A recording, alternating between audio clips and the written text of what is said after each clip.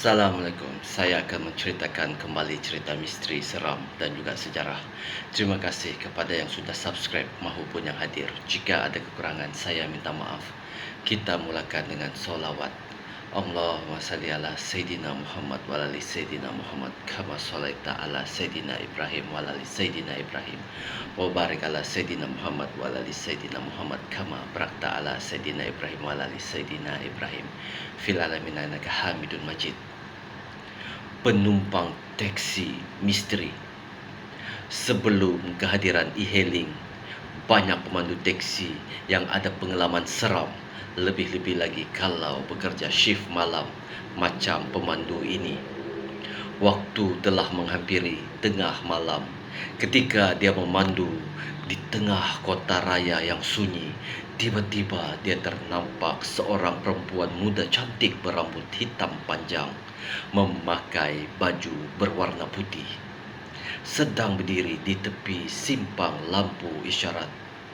Lelaki ini menghentikan teksinya untuk bertanya sekiranya perempuan tersebut mahu tumpang.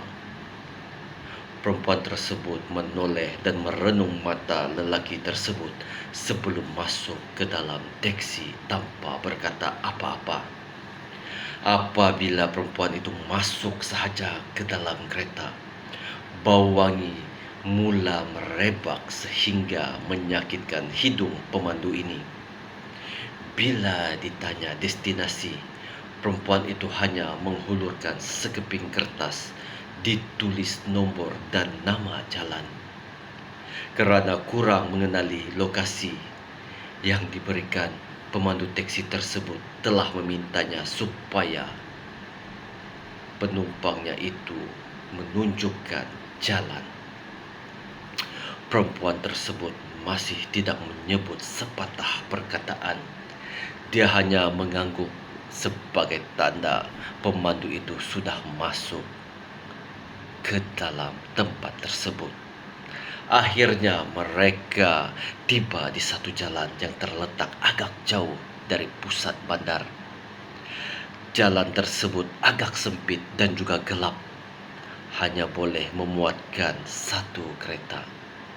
Bukan itu sahaja, jalan di sana juga sangat gelap sehingga sukar untuk melihat bila hanya berpandukan kepada lampu kereta sahaja.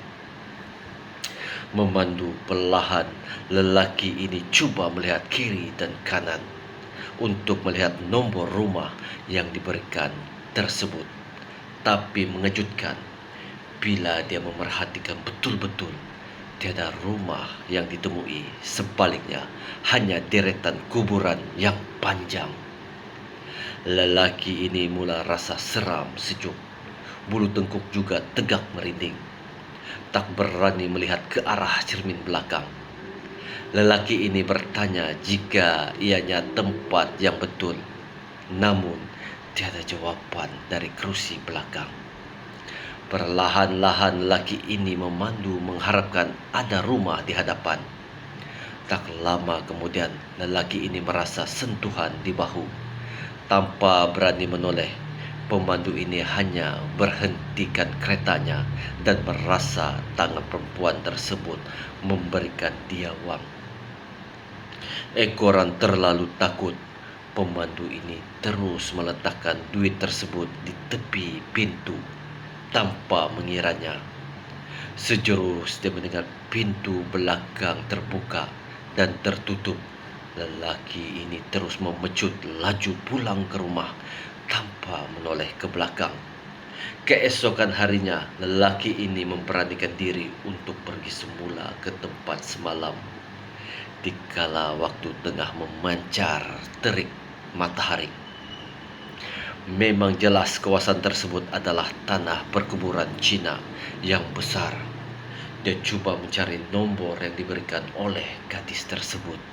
Ketika tiba di satu kubur, lelaki ini terkejut bila melihat perempuan di dalam gambar tersebut sama dengan penumpang misteri. Bila dia cuba melihat duit yang diterima semalam, ternyata ia adalah duit neraka Cina.